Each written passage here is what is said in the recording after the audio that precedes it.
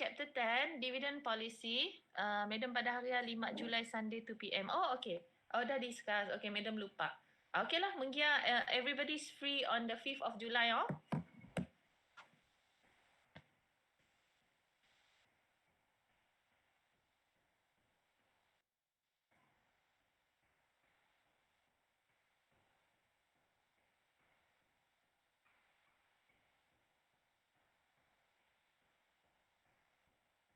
Alright, so confirm 5 hari bulan.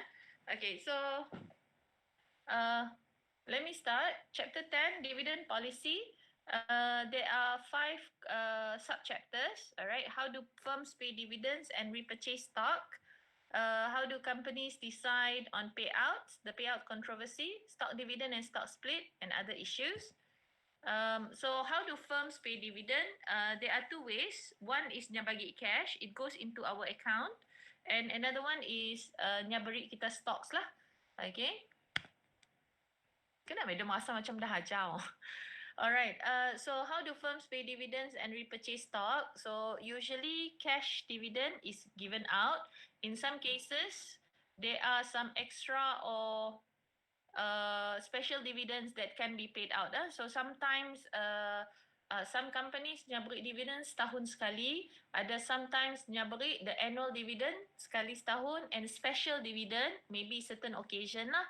Alright, and then sometimes dalam setahun no dividend, boleh juga. So it depends on the company. So some firms may choose untuk seed beri saham tapi they give you extra seed beri cash tapi they give you extra stocks. So the board of directors will declare the dividend, and a payment will be made to all the stockholders who are registered. Stocks are traded with dividends until a couple of days before the record date, and then is known as ex-dividend. So there are 3 types of dividend: regular, extra, special dividend, and then how do you liquidate your dividends? So firms can use cash to repurchase stocks. Okay. So there are 4 ways. This one is sekiranya syarikat yang mau bring the company into private. That means sebelum tu nya public listed. Okay, and then they decide, simot lah public listed lagi, we want to own the whole shares. So this is what happened to Malaysia Airlines, I think in 2013, 14, something like that, or 2015. Whereby due to the crash and of the airline, one of the planes menyebabkan sahamnya turun, very very bad. So they decided to take the company private. So nya beli balik, okay, sahamnya. So that is known as open market purchase. They buy back the shares from the shareholders. Another one is they provide a tender offer. Nya submit harga tender lah. Okay. Another one is Dutch auction, and another one is private nego. So many firms offer shareholders automatic dividend reinvestment. Okay, so what happens is that sometimes certain companies yang bagi dividend, tapi dividennya dalam bentuk saham, nya si beri cash. Alright, so for certain shareholders, they prefer dalam bentuk saham lah. That means you own more of the company. Alright, rather than cash. Okay. So types of dividend payments. First, there is the declaration date. So the declaration date nya mesti pada awal. So let's say dividend will be paid out on 5th July. So the declaration date must be before 5th July lah. Alright. The ex-dividend date. So ex-dividend date is 2 days before 5th July atik. Alright. The reason being is that nya si dapat mo nya mesti ada cut off date untuk menentukan which pemegang saham dapat dividen. So 2 days before 5th July, that means 3 Julai lah. So 4 July onwards, if you buy the shares, you will not get the dividend. Alright. And then date of record. So holders of record are determined who will receive the dividend payment. Date of payment, pemberian dividend. So walaupun dividend date is 5 Julai, nya akan bayar selepas ya lah. Alright, so that is date of payment. So this is an example. This is T equal to 0, 5th July date, for example. Alright, so 2 days before and then 2 days after. So the stock will fall by the amount of the dividend on the X dividend date at time 0. If the dividend is RM1, so the price akan turun mengikut harga dividen yang diberikan. Alright, so kalau dividen RM1, that means daripada RM10 nya turun menjadi 9. So this one, if you're doing about efficient market hypothesis, so you will see that the stock price reflect all available information. In this case, it is the same, meaning the stock price already reflected that RM1 has been given away to the shareholders. And then the company now has less cash, kan? Because they are paying cash to the shareholders. So they have less cash. So this is reflected in the stock price. Okay. So this is one example. Date of record is 22nd June, Friday. Therefore, the last date the holder will be recognized for dividend payment is 19 June. Let me see. 2 days. 22nd, 21st, 20th. 2 days. I think it should be 20th June. Alright. So after 20th, it is considered as ex-dividend date. Alright. How do companies decide on payout? So it depends on the company. Alright. Some companies, they don't like to change the amount of dividend. That means every year nya beri dividend sama. Alright. So this is called dividend smoothing. Why? Because we believe that dividend payout gives out a signal to the shareholders and to the market as well. If dividendnya sangat besar, that means, oh, the company is doing really well. They have extra cash to pay out. Kan? And then suddenly the following year, dividend kecil. So it will also give a signal, the company do not have enough money now. Kan? So what they do is, they don't like to beri nilai dividen yang berubah-ubah. So they will give lebih kurang lah. Kalau last year 10 sen, this year pun 10 sen. Macam ya. Ataupun, okay, mungkin this year lebih sikit, 11 sen, 12 sen. Menyaksikan jauh gila lah. So this is called dividend smoothing. So managers focus more on the changes on dividend. Alright, the cost of external capital is lower than the cost of dividend cut. So maksudnya, some companies, they are willing to borrow. To make sure that their dividends are lebih kurang the value of the dividend lebih kurang. Alright, so generally, sekejap. Okay, sorry ada iklan. Okay, so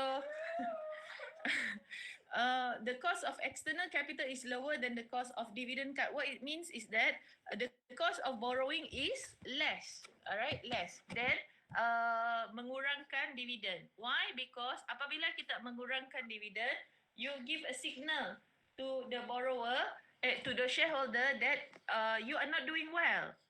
Kan? And it will really affect your share price. So some companies, they are willing to, siapa kami minjam duit untuk bayar dividen. Alright. So this was also experienced by, for example, I think last year kah, Tabung Haji kan. So Tabung Haji announced a really low level of dividends, if I'm not mistaken, last year.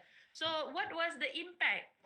So as a financial institution, the impact towards Tabung Haji is that a lot of depositors took out their money. Kan? Because it's not like depositors only have only have Tabung Haji as an investment.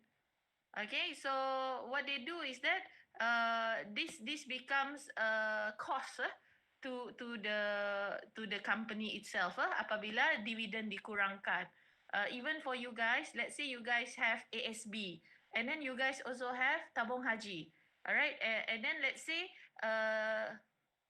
Tabung Haji kita rendah I think last year it was about what, 2%, 3%, biasa beri 6%. And then you notice that ASB still give you about 6-7%. So what do? As an investor, you would take out money from Tabung Haji, you put in ASB. Right? I don't know whether you guys are listening or whether I'm still online.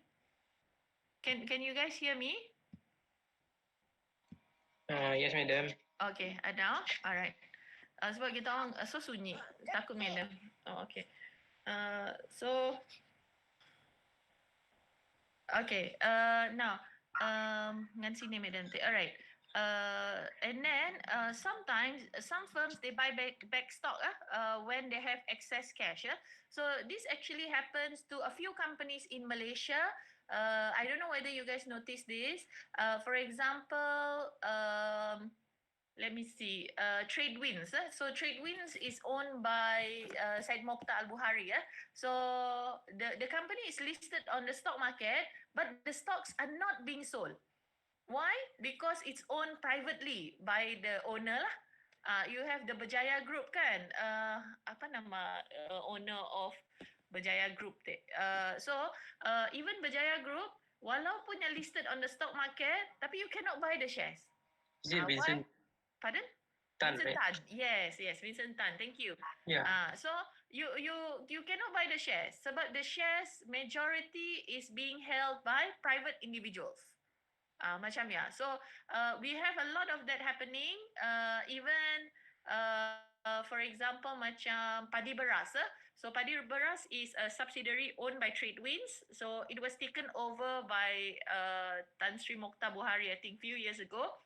So dia pun we call it apa unlisted. So it's a public company tapi the shares are held by small number of individuals. Even macam Maxis Haria, first they went public, they sold the shares in Bursa, and then I think 1 or 2 years later they decided no, I want to hold the kami mau pun company yang Kediri macam ya. Alright, so they buy back the stock. Alright, so many countries have eased restriction on stock repurchase, and many multinational have repurchased huge amount of stock. In Malaysia, we do have like certain individuals who own a huge number of stock in certain companies. For example, like Mukris Mahathir, he's a major stockholder in Petron, previously known as Esso Malaysia. And then we also have certain companies. It's a public listed company, but you don't see the stocks being traded like Petronas. So Petronas is owned by the Ministry of Finance. Okay, so kita ada a few number of companies that is owned by the Ministry of Finance lah. So these companies, when they make profit, they pay out dividend, yes, to the main shareholder, which is our government lah. So that is also how our government earn money. Okay. The payout controversy. So this one is MM. All right. So now, according to MM, dividend policy is irrelevant. Maksudnya, you bagi dividend, you seek beri dividend, shareholders nya seek duli. Mu yang mau beli, nya beli. Mu yang mau jual, nya jual. Okay, so that one is the MM theory. Okay, another one theory, nya mada, okay, shareholders suka dividend yang rendah. Another one theory is shareholders suka dividend yang tinggi. Alright, so let's see. So the righties, nya mada, apa ni pada ada righties tetek. Okay, shareholders suka dividend yang tinggi ya. Alright, generous payout policy. Okay, so this one we call it is opposite of MM lah. Sebab this one yang ada MM ada dividend set ada effect. Tapi this one yang ada yes ada effect makin besar makin bagus. So under theory is known as bird in hand theory bird in hand theory, meaning you prefer dividend payout paid now compared to waiting for the stock price to go up. Okay, so this is the righties. And then the lefties, Nyamada, shareholders prefer low dividends. The reason being is that when dividends are paid out, shareholders terkena tax. Alright, so terkena tax. So apabila dia shareholders rugi, at least 30% of the value lah because of the tax amount. Okay, so this one is one theory. Yes, it depends on the type of shareholders that you have lah. If shareholders kita kaya and they pay a lot of tax, alright, so certain shareholders kan, they are rich or ultra rich individuals and they pay a lot of tax. So that means nya prefer si kena bayar dividen lah. Kalau makin kena bayar dividen, makinnya kena tax yang tinggi. Alright, and then this one yang mengatakan bahawa supply of dividend is fixed. Alright, so basically what it means is that for these theories, yang middle of the road, dividend policy is irrelevant. So it doesn't matter to the shareholder you give out dividend or you do not give out dividend. All right. So also depends on the type of shareholders that you have. All right. So since 1986, tax disadvantage of dividend menyebabkan when dividends are paid out, you need to pay taxes. All right. There are two types of tax yang terkena. One is the company pun tax. Alright, because let's say kita pegang saham AirAsia, so before AirAsia give you dividends, AirAsia itself need to pay tax, kan? Barunya dapat kira net profit, kan? So afternya kira net profit, then from that profit baru give out as dividends to you, and you pula kena charge lagi tax, your personal income tax. So double taxation they call it. So for this type of investors, it's irrelevant lah you give out dividend or not because you akan terkena cost. Alright. In Germany, investors are taxed at a higher rate. Okay. Corporations are also taxed at a higher rate. Okay. So this is a split level system. Tapi in Australia, if shareholders kena tax, alright, so jumlah tax yang dia bayar ditolak oleh jumlah tax yang company yang udah bayar. So this is a bit fair lah. It's called an imputation tax system. Alright, so do dividends matter? Yes. Why? Because according to our calculation, this one you have studied in your previous subject, FIN 430, I think, dividend growth model, cost of equity. Alright, so the dividend pun value will determine the share price. So actually, yes, dividends do matter. Okay, and then another one is clientele effect. Some investors prefer low dividends. Some investors prefer high dividends. So the type of company will attract the similar type of investors. If that company gives out high dividends, then the investor yang invest pun investor yang suka high dividends.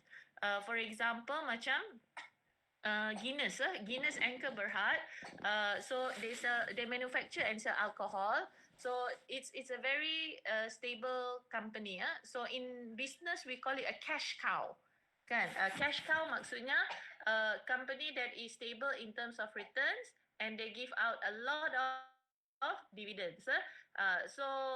For example, like Guinness Anchor Berhad. For the Muslims, of course, you cannot invest in Guinness lah. Tapi for the non-Muslims, yes, you can. So you will notice, if you look at that company, you will notice that they give out a lot of dividends. Alright, because they have a lot of cash to give out. Alright, so they will attract the type of investors yang suka dividend. So among them is, if I'm not mistaken, macam Sidak Prudential and whatnot, they buy. They are one of the major shareholders in Guinness Anchor Berhad. Okay, so it depends on your investors. Alright, so low payout. So why do investors prefer low payout? Why? Because satu, investors yang udah kaya. Okay, and then the tax that they pay is already high. So they prefer lower dividend so that they pay less taxes. And then another one is because of flotation cost. When you pay out tax dividends, there's certain cost incurred. So the company akan rugi in that sense lah. Alright, and then there's also a dividend restriction. If let's say the company berhutang, okay, dengan whichever financial institution, so that financial institution mungkin engkau clause, syarat dalam terma hutang that the company cannot pay out too much dividend. Alright, another one is high payout please.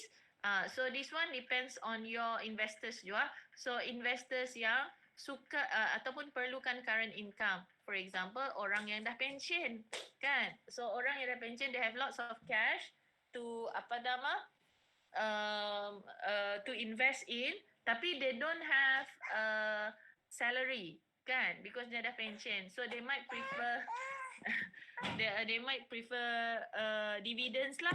Alright, and then sorry kejap, madam terpaksa lari daripada anak-anak madam tu. Okay, so another one is there are groups that are prohibited from spending the principal. For example, like trust fund companies or insurance companies. So they are holding the dividends in trust on behalf of the actual owner, kan? So they prefer a higher level of dividend because the dividend becomes their income. All right. Okay, and then another thing is uncertainty resolution, meaning if let's say kita take si nerima dividen, tapi kita mengharapkan harga saham naik, but then actually harga saham belum tentu naik lah, kan? So that is one of the danger. And then another one is because of tax lah. Alright, so certain companies, if they pay out dividend, they pay less tax or whatever lah. Yeah, depends on klausa yang diberikan. Okay, implication of the clientele effect. What do you think will happen if a firm changes its policy? So of course, if the policy changes from high payout to low payout, so your investors akan berubah. Okay, dia akan lari lah. So yang suka high payout bila nyanangga dividend every year rendah, what they do is they will sell your shares, then they will buy other shares. Macam kes tabung haji so apabila tabung haji kurangnya pun dividend last year, so what happens to the depositors? Depositors akan keluarkan duit daripada tabung haji masuk dalam ASB. That is very very normal in investment, kan? And that is one of the risk that the company face. Okay. So from a company's point of view, dividend irrelevance theory, so it indicates that the issuance of dividend has no impact on stock price. It's irrelevant. So dividend policy is the decision of the company whether nyamuk keluarkan cash bayar dividend ataupun cash yang simpan as retained earnings. So in theory, if the company do not pay dividend, that means dia reinvest that money. So what? Tidak ada milik dia. Okay, so what's going to happen is that the company can actually reinvest that money into profitable projects, and then in the future they are able to pay higher dividend. Alright, so this is an example. So basically in this example, I think I've taught you guys this chapter. I don't know why. Alright, so let's say if the firm pay out dividend of 10,000 per year, alright, and for the next 2 years, ataupun they have another option, they pay out 9,000 this year and 11,120 next year. So two different scenarios. So you will see that the value of the company is the same. So this one actually supports the dividend irrelevant theory. Okay. So from the investors' point of view, investors are not concerned with dividend policy because they can sell a portion of their portfolio and nya boleh jual and beli saham lain. That is what it means. Alright. So this is the example, case 1 and case 2. Alright, katakan in case 1, the company announces dividend 110, in year 2 is 89. So Mr. X, dia suka dividen berubah-ubah, dia suka dividen tetap je 100. So what they do is that from the excess shares, nya reinvest lah, dia tambahkan dan menjadikan pulangannya bertambah atau berkurang. But basically when you total memang 200, and this one when you total pun 200. This is what it means. Okay. Stock dividend and stock split. So stock dividend maksudnya the company give out bukan cash tapi nya berikan saham. So certain number of investors they like this. The reason being is that bila nya beri dividen dalam bentuk saham, you do not pay tax. Tax is only payable for cash payout, kan? And then it increases your number of shares lah. Mungkin sebelum tu kita ada 1,000 unit saham, and then bila nya bagi new stocks as the dividend, so you get more. Alright.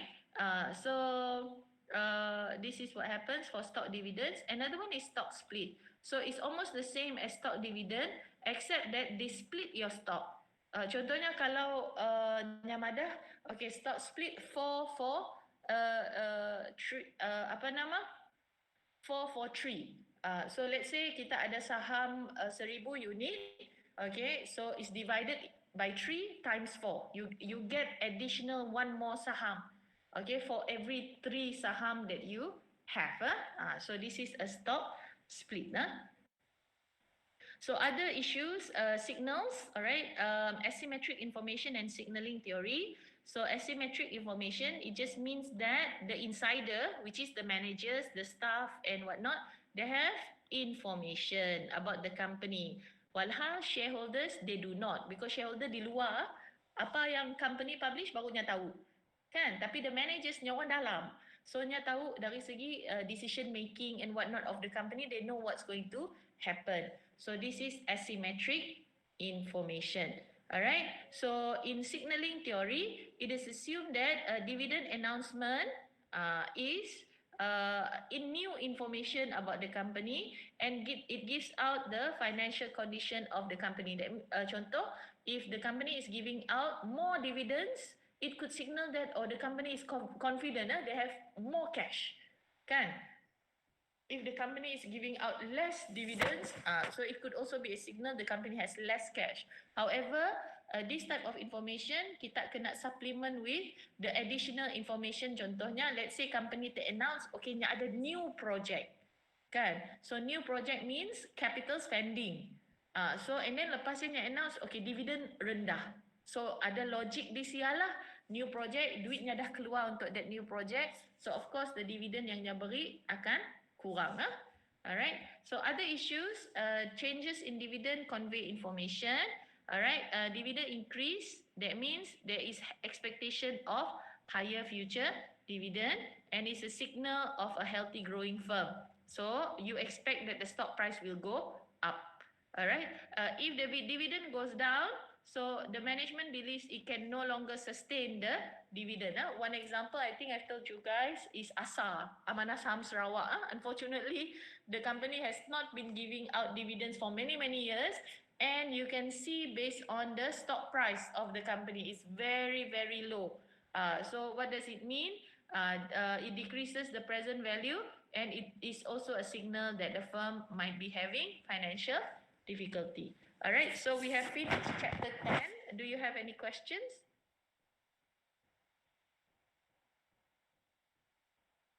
No questions, huh?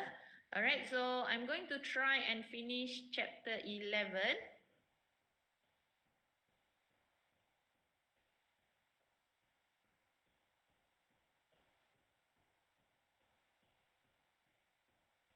All right, so this is chapter 11, mergers and acquisition. Let's see if we can finish this. So if we finish this, at least next week we do revision. And then after that, you can do your test too. All right, so there are some calculations in this chapter and most probably this chapter akan keluar final exam. Test 7 lah. All right, so you guys ready?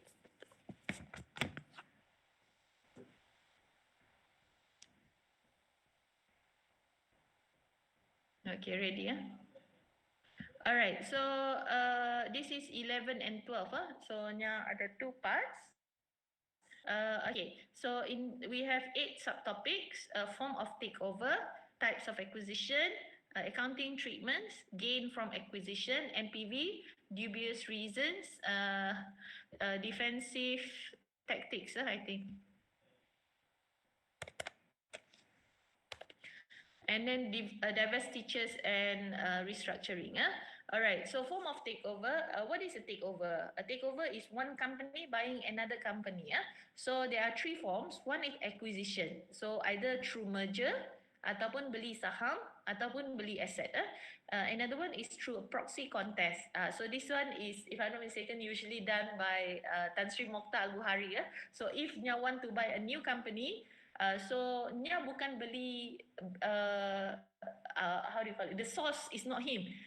So what he does is actually nya pakai anak syarikatnya, okay, untuk membeli saham into that company. So there is a proxy contest. Okay. And another one is going private. So going private, contoh macam Malaysia Airline Marialah.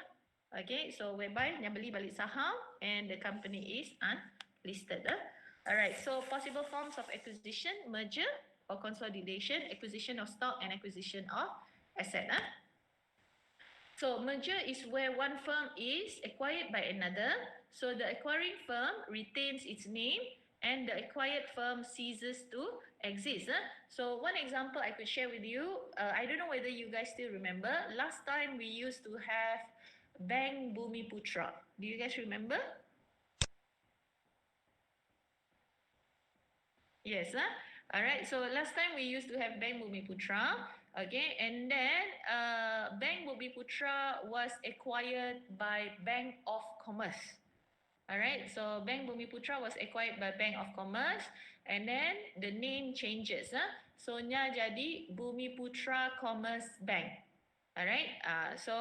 And then selepas that gabungan, what happens is that Bank Bumiputra Bumiputra Commerce Bank nya telah membeli Southern Bank. So I don't know whether you guys have heard of Southern Bank.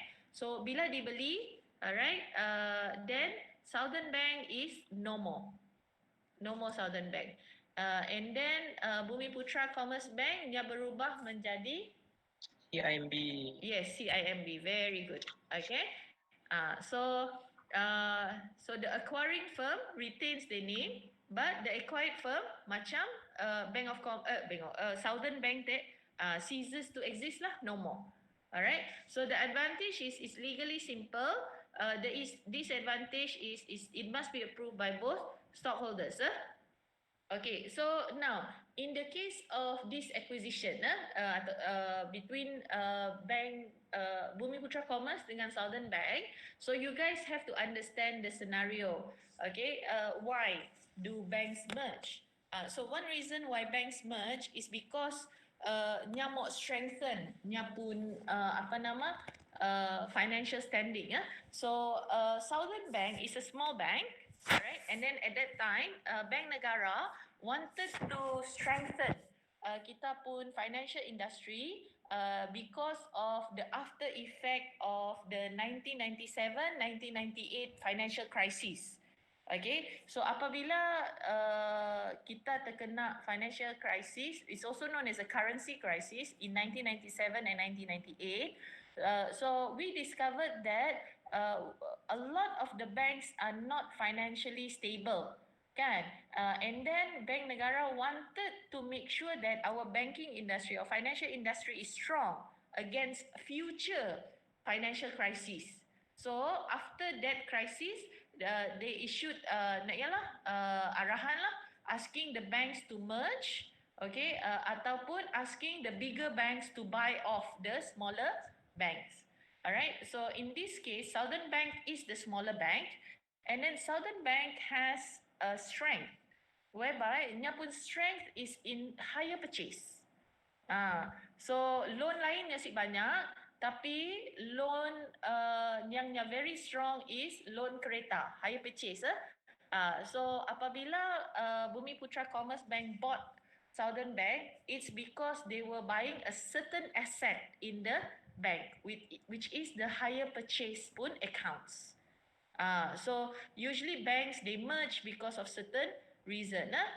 Another one is, if I'm not mistaken, we have last time in Sarawak, we used to have this one bank, which is called Bank Utama. I don't know whether you guys have heard of it. Have you heard of it?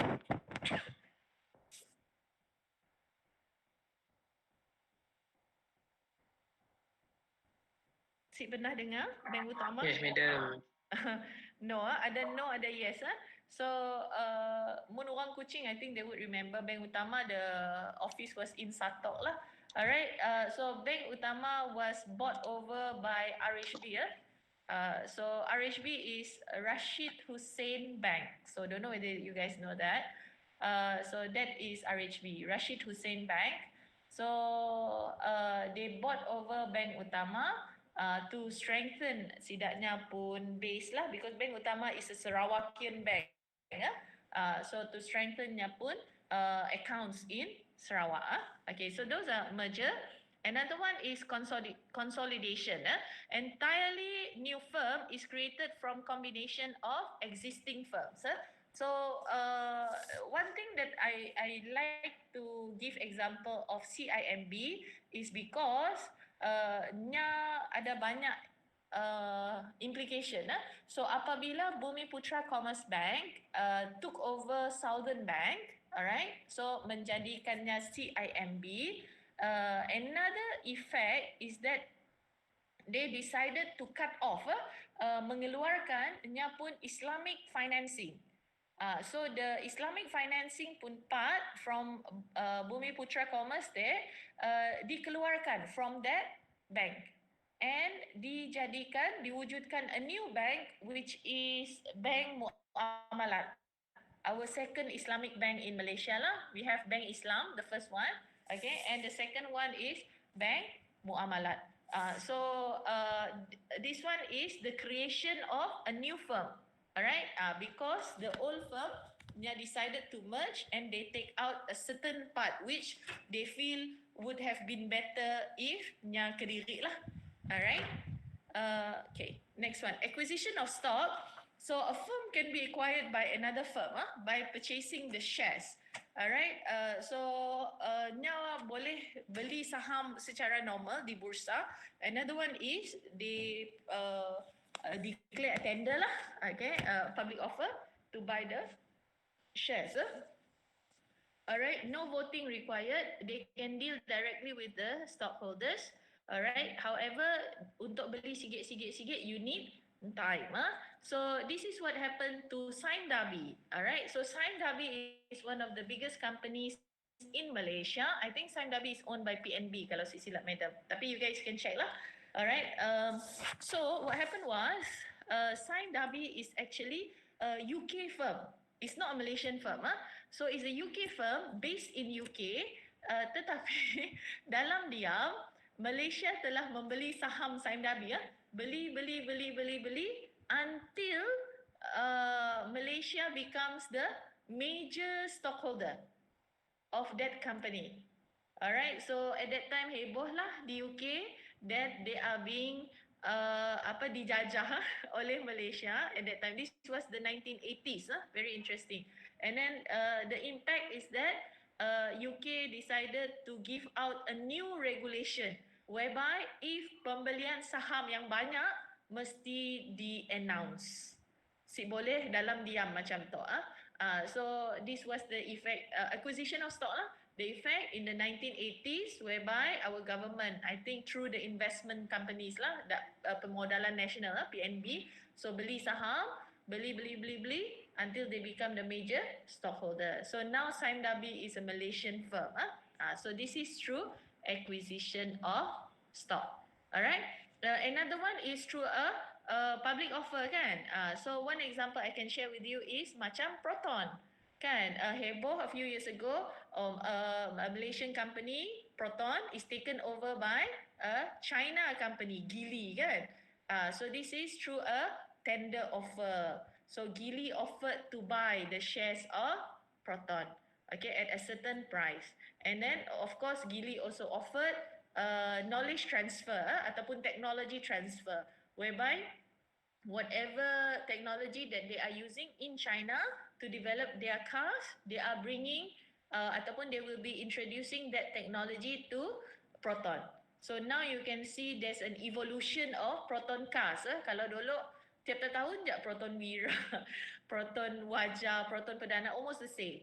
Kan? But now you can see Protons are coming up with MPVs and whatnot. So that one is true technology transfer. Alright, so this is acquisition of stock. Acquisition of assets. So this is buying the target firm's asset. Alright, so target firm's asset. So for example macam yang tadi lah Bank Muamalat dengan Bumiputra Commerce kan.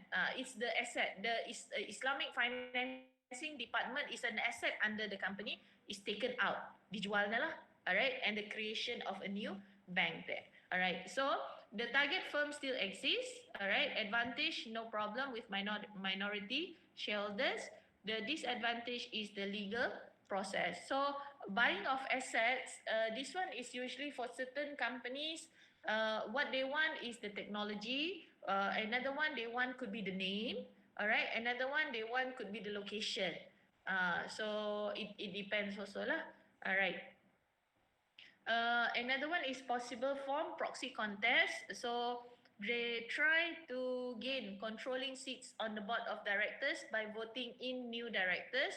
So this one is basically ownership lah, yang nak mengubah who manages the company. Alright. Another one is going private. So this one, the example macam Malaysia Airlines tadi lah, whereby apabila sahamnya turun because kapal terbangnya kena tembak. So what happens? They decided to take it private. So in this way, they can try to help to regain the strength of the company. Even now, the Malaysian government is still trying to help out Malaysia Airlines, which I feel like is very noble lah. Bila the CEO of Petronas, they took out from Petronas and they put that CEO into Malaysia Airlines. How are they able to do this? Simply because Petronas is owned by the Ministry of Finance, kan? And then Malaysia Airlines is owned by Khazanah. So who owns Khazanah? Still Ministry of Finance. So because of that, they are able to make changes. Alright.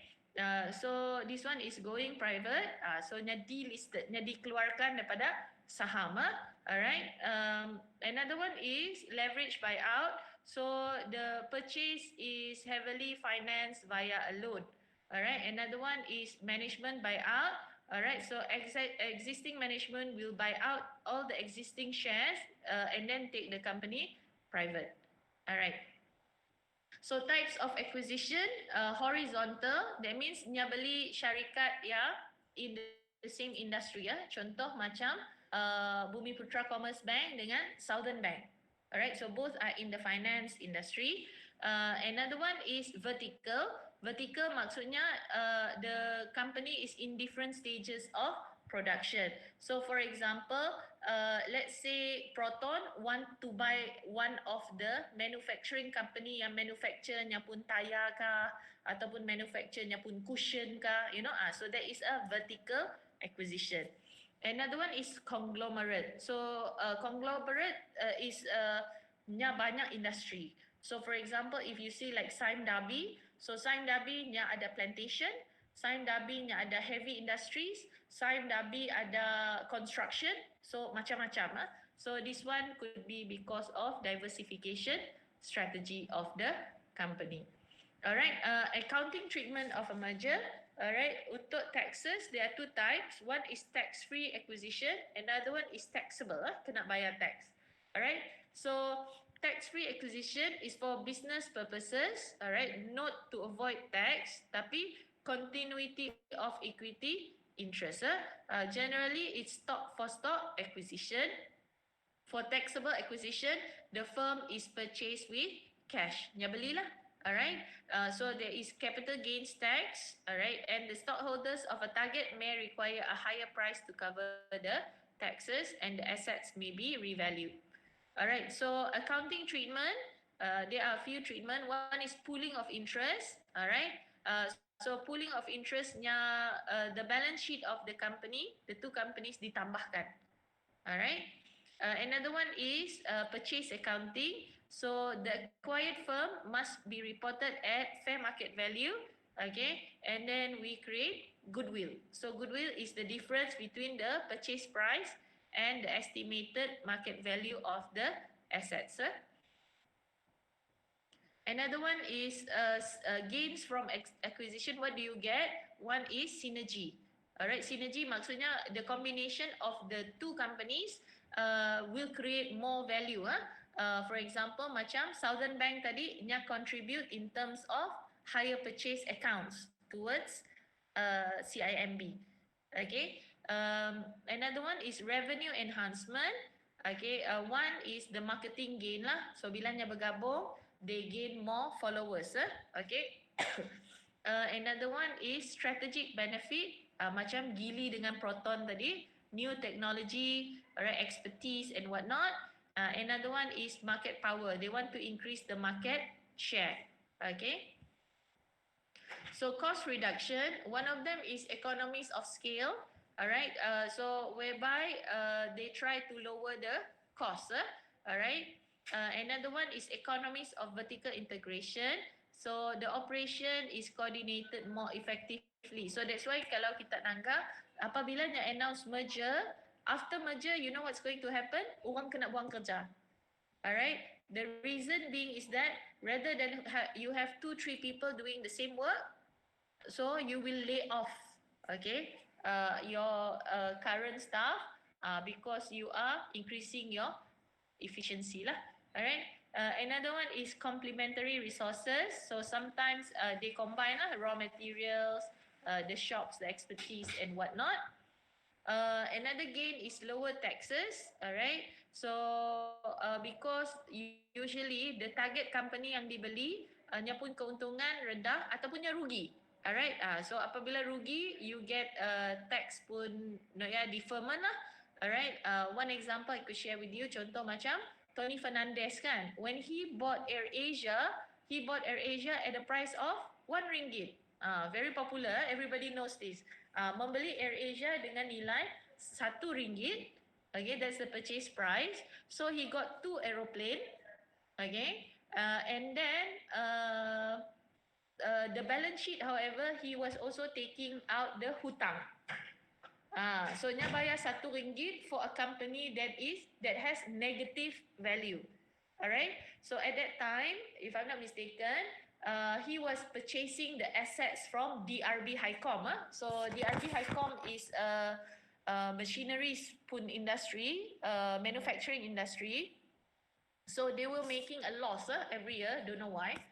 So they were making a loss consecutively, and then the management decided to dispose of assets that are not adding value to the company. So some of those assets included the aeroplane. Ada 2 aeroplane at that time. So they sold off, okay, that aeroplane at that price of RM1, okay, plus the hutang. So in terms of the balance sheet of DRB, hutangnya kurang lah, kan? So apabila Tony Fernandez bought the company with that 2 aeroplane, he tried to make a business whereby in the beginning AirAsia only flew dalam Malaysia. Alright. So taking advantage of the losses in the target company. That's what he did lah. Alright. The use of unused debt capacity. So the target company may have extra debt capacity to attract a takeover, alright, and can raise funds. And then surplus funds can be used to pay dividends and buy back the company's shares. Alright, so this is the advantage from lower taxes. So sometimes some people think that, kenanya beli company yang berada dalam keadaan rugi. Kan? Bukankah rugi untuk membeli? Another one example is that if I'm not mistaken, last time Proton was famous for owning Lotus. So Lotus is the race car dekat UK. Kan? Is very famous brand, race car from UK. It was owned by Proton, and then later, I think a few years ago, maybe 10 years ago or something, Proton decided to sell Lotus also at the value of RM1. So the reason being is that Proton was selling Lotus and all the technology associated with Lotus, alright, plus hutang Proton. So that is an acquisition for the new purchaser lah. Alright, asset write-up. So in acquisition, assets can be revalued. This will increase depreciation and reduce taxes. Okay. Reducing capital needs. So a merger may reduce the required investment in working capital and fixed asset. Firms may be able to manage existing assets more effectively under one umbrella. Alright, so some assets may be sold if they are redundant. Okay. For example, macam nak tak lah, CIMB tak lah, jualnya pun Islamic Financing Department. Alright, so avoiding mistakes. So although there are lots of benefits, however, first, do not rely on the book value of the company. So sometimes dalam kita pun account yang boleh ada creative accounting sikit lah, boleh menyebabkan company yang nampak untung tapi si. Estimate only the incremental cash flow resulting from the acquisition. Use the appropriate discounting rate. Okay. And then consider the transaction cost. So apabila kita beli company merger or takeover, the transaction cost is very very high, especially if kita mau bayar the investment bank yang menguruskan that merger or that acquisition. Alright, so NPV of a merger. Alright, so cash acquisition, stock acquisition, and examples. Alright, so the NPV of a merger is simply the synergy minus the premium, which is the value of a combination of the companies, value of A and B, minus the individual values, okay, of A and B, minus amount paid to the acquiring firm, minus value of company B. Alright, so cash acquisition, the NPV of cash acquisition is the value of company B yang dibeli minus the cash cost, and the value of combined firm VAB is equal to the value of company A plus value of company B tolak the cash cost. Often the entire NPV goes to the target firm, and remember that zero NPV is also desirable. That means kita pulang balik modal. Okay. So the value of the combined firm VAB is equal to value of company A plus value of company B plus the change in value. It depends on the number of shares given to target shareholders. It depends on the price of the combined stock after the merger. That's why merger is very very fragile for a lot of companies, because sometimes they assume that things will go well, but it does not go well. So merger takeover, mau be careful lah. One example, if I'm not mistaken, just recently, I think just last year, ada terlibat dengan alright, ada terlibat dengan masalah rasuah last year, was the purchase of Felda Global Ventures FGV. They purchased Merdeka Palace in Kuching. Alright, so Merdeka Palace Hotel previously was owned by somebody else. Okay, and they decided to sell the hotel. Alright, they decided to sell the hotel to FGV.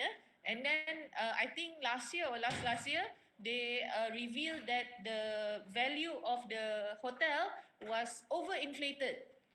It's not fair market value, and now they are being tengah diinvestigate lah. So very very fragile. The impact of purchasing that hotel menyebabkan FGB pun stocks turun after that because of the implication dalam rasuah. Okay. So consideration when choosing between cash and stock, one is the gain. Alright, one is the gain, another one is taxes, and another one is the control. Alright, so example of cash and stock acquisition. So let's say this is company A who wants to purchase company B. Alright, so price per share company A RM20, company B is RM10. So number of shares company A ada 25. Of course, this is contoh, so sikit aja. And company B is 10. Total market value of company A RM500. Total market value of company B is RM100. So that let the board of the firm be agreed to sell at a price of RM150.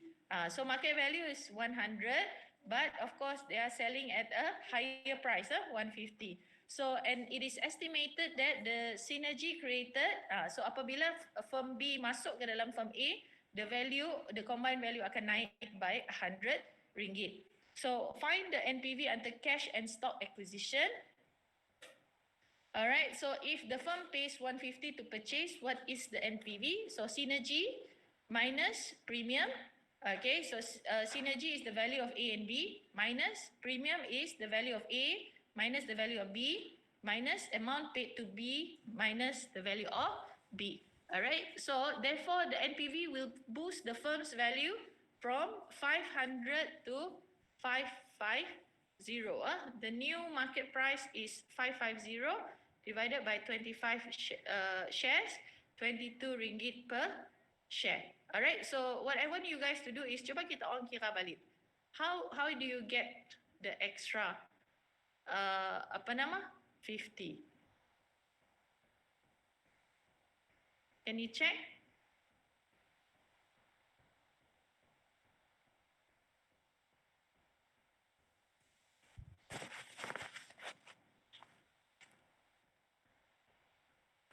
Class, are you guys still there? Yes, madam. Alright. Alright, so can you try to solve this equation?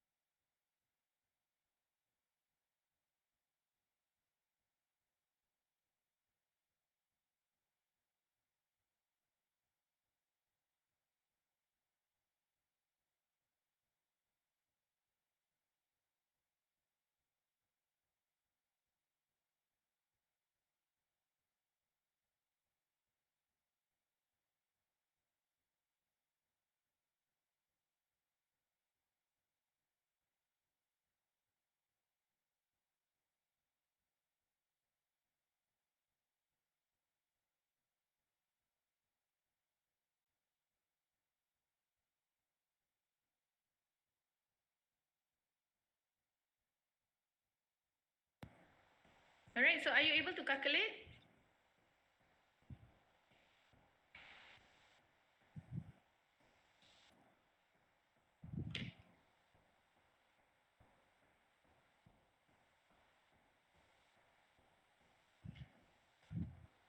Okay, so kita orang cuba tangga balik the question. Market value of A, market value of B. Alright. Synergy.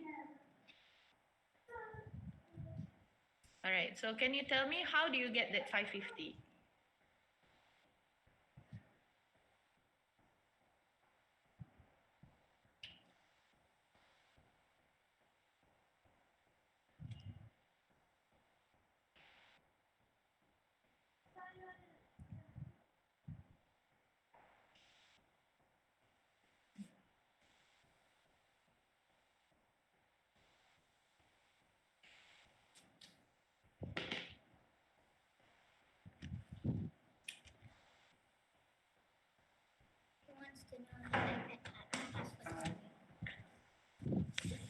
Alright, dapat sih kita orang calculate that class.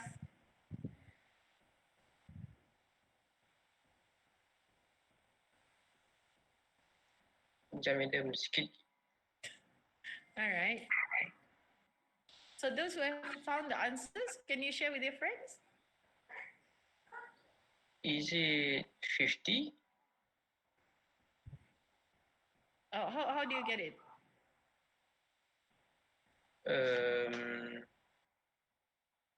Yep.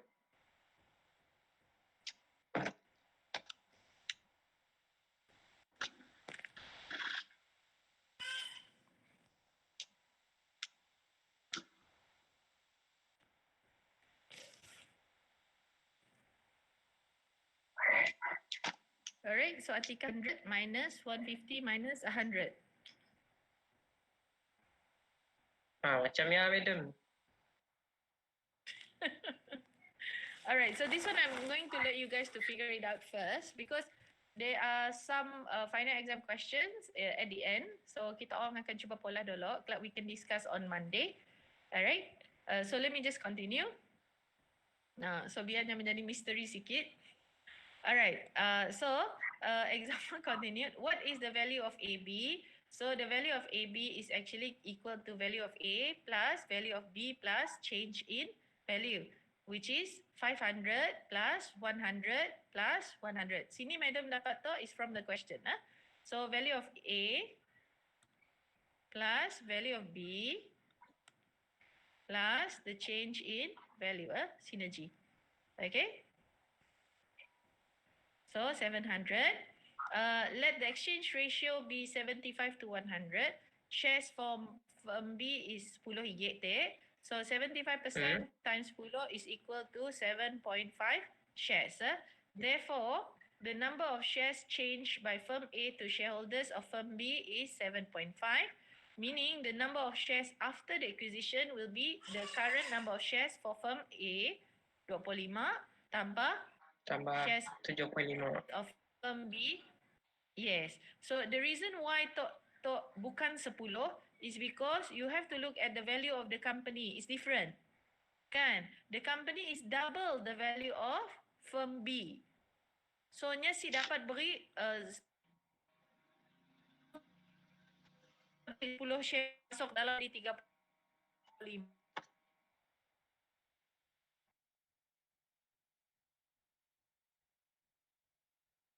shares. Alright, so total is 32.5. The value per share is 700 divided by total number of shares. So meaning 21.54.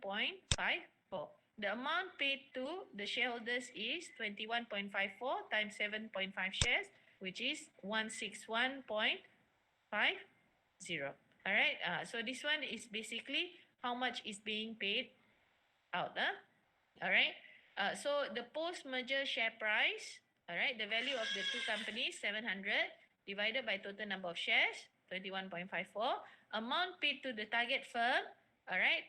So the new shares, divided by, okay. New shares, all right, times the value is 55 cents. The premium paid to target company, all right, is the amount paid to the target firm minus the value of B, right? So the amount paid 161 there minus 100 ringgit, the value of B, all right. So whereby is 61.55, meaning B shareholders receive tambahan of 61.55 on top share value. So NPV of the merger is 38.45. Alright. In a nutshell, this one stock acquisition, cash acquisition tadi is this one. This example, slide number 22. This is cash acquisition. Alright. So my mystery question to you guys is have to show me macam ni nya dapat this 550 Okay. And for stock acquisition, dah diberi situ lah. Alright. So in a nutshell, cash is better for the acquiring firm, meaning the NPV drops from 50 to 38.45 if using stock. Okay. So NPV-nya 38.45. Tapi cash tadi NPV is 50. Is this one dalam slide tu NPV-nya is 50. Okay.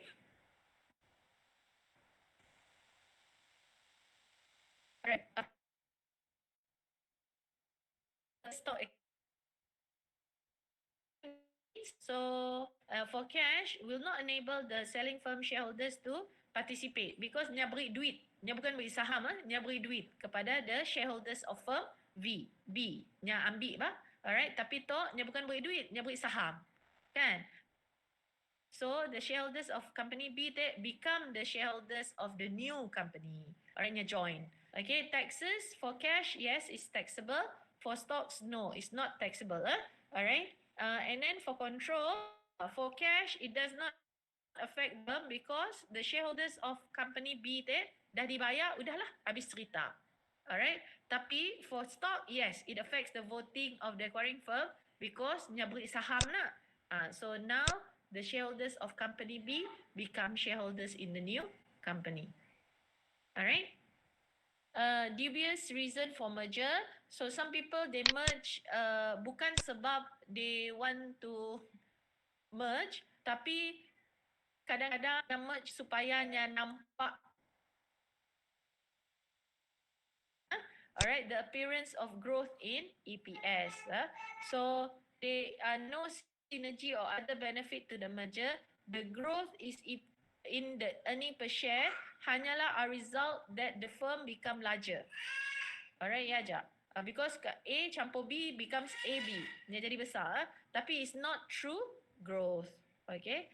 In this case, the PE ratio patut turun lah. Okay. Another one reason is diversification. All right. Some companies, they justify that they want to diversify, they want to reduce the risk. However, it's not a good reason. The reason being is that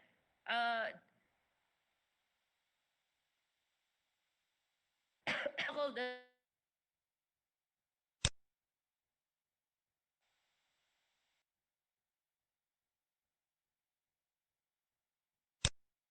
stockholders can diversify by sales.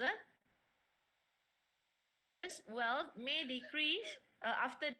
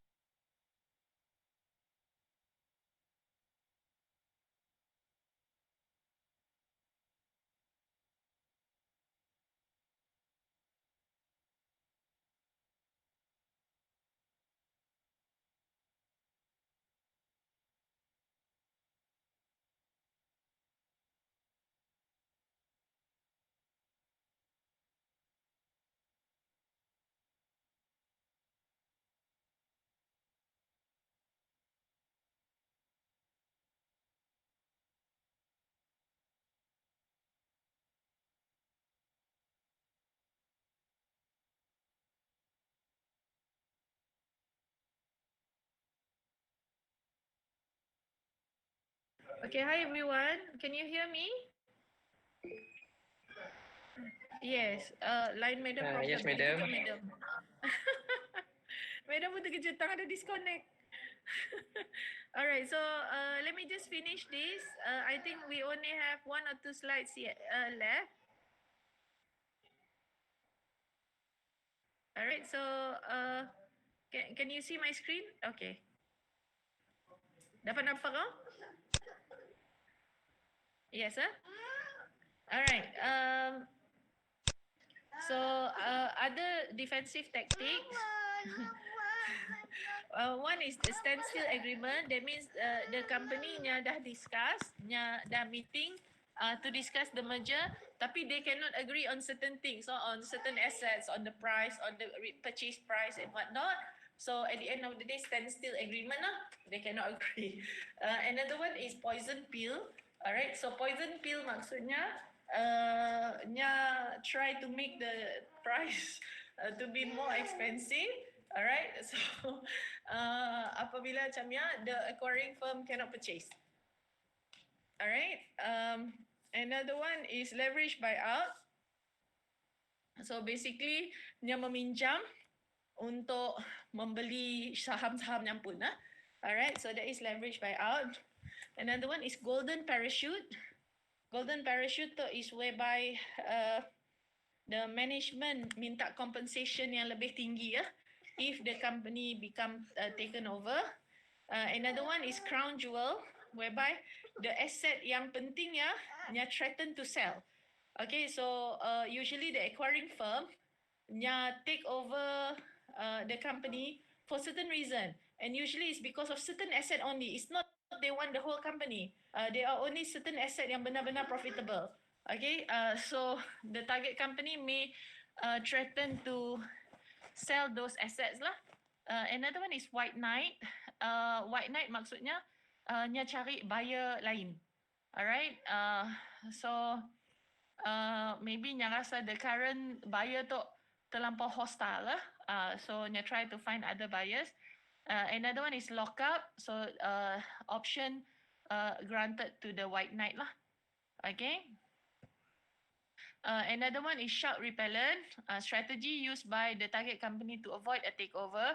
So this is very interesting because in Malaysia, we have several cases or instances whereby a takeover wants to happen, tapi sik jadi. So ada sebab lah kenanya sik jadi. So we call it a shark repellent. Another one is bear hug. Bear hug is where the buyer offer an attractive price lah. Okay. fair price provision. So whereby they offer that the shareholders receive the same amount as the minority shareholders receive harga ataupun nilai yang sama dengan the majority shareholder. Dual class capitalization. So this one is the voting power of some special types of common stock. Alright. This one is for companies yang not traded publicly. Contoh macam Dak Berjaya tak lah. Alright. So of course the major shareholder have a special type of voting. Okay. Counter tender offer. So the target company counter offer the bidding of the counter the offer of the bidding company. Divestiture and restructuring. So divestiture is where the company restructure by selling the assets. This one was experienced by DRB Highcom apabila nya jualnya pun kapal terbang Alright, so divestiture because companies macam yang publicly listed, they are huge. Meaning they are worth billions. So bila worth billions, hutang pun billion juga. So what they try to do is they don't want to what they really want is just to improve the performance of the company. So how do you improve the performance of the company? By increasing your sales, increasing your profit, reducing your debt. Kurangkan hutang. Sebab bila kita kurangkan hutang, the interest payment also become lower. So a lot of companies, when they are in financial trouble, what they try to do is they try to restructure. So they sell some of the asset. Apabila aset yang terjual, dia akan jual sekali dengan hutang. Alright, and then sometimes they sell a certain operation. So this one tadi selling of asset, contoh DRB nya jual kapal terbangnya. Okay, selling of operation, contoh macam merger CIMB Commerce tak nak. So nya jual Islamic financing nya. Okay, nya keluarkan. So they sell the segments to a third party. In this way, what they're doing is that they reduce the amount of debt in the company. So apabila debt berkurang, they can try to recover the situation of the company. This is also what happened to MAS. So when MAS was under Idris Jala as one of the CEO kan, what he did is that he was selling asset MAS yang anggap sip pakai lah. Alright, sip pakai. So of course in the balance sheet of the company it shows sales naik, revenue naik, but revenue naik is not because of growth. Kan, when you are in a certain business, revenue naik should be because the growth of sales naik. But in this case, revenue naik hanya disebabkan oleh penjualan aset. So there's a danger there lah. So that's why macam di Kuching, Malaysia Airlines used to have this building kan dekat Padungan, but no more.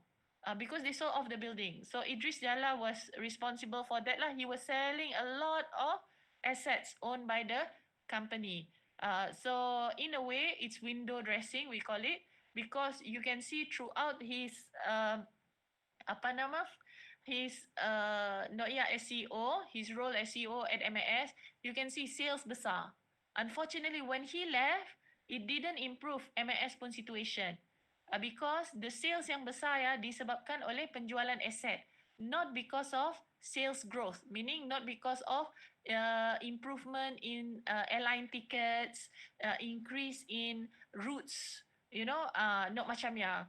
So you have to be careful when you are evaluating certain companies. We as finance students, we have to know how to differentiate whether it's a true growth or not. Okay. Another one is equity carve out. So this one, the company create a new company as a subsidiary and become the parent and the sole shareholder. Okay. So this one basically nyambi one department in the company and they create another company sebagai anak syarikat. And then after that, they can sell that company. Boleh juga. Another one is spin off, meaning ada merger and untuk case Bank Muamalat lah, merger Bank of takeover Bank of Commerce dengan Southern Bank, and then the Islamic Finance Department jadi another bank. So spin off we call it. Kesannya lah. Another one is split up, so nya berpecah. Alright, so the company is split into 2 or more companies. Alright, so far sampai siaja kita pun chapter, Alhamdulillah. However, I'm going to give you 2 homework, June 2019 and December 2018, question 5A dua-dua. And then kelak in the next class, so tadi ada siapa yang jawab? Previous window tadi.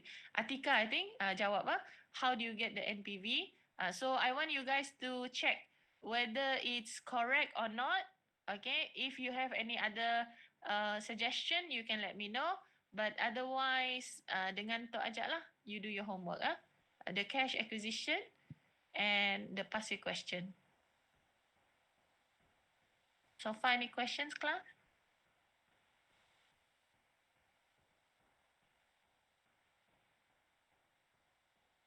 Are you guys there?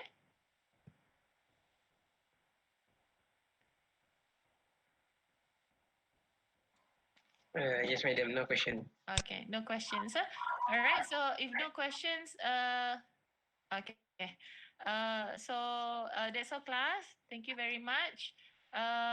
Okay, your quiz, your test 2 is still going to be next week. And on Monday, we are going to do revision for past year question. All right? All right, thank you, everyone. Bye.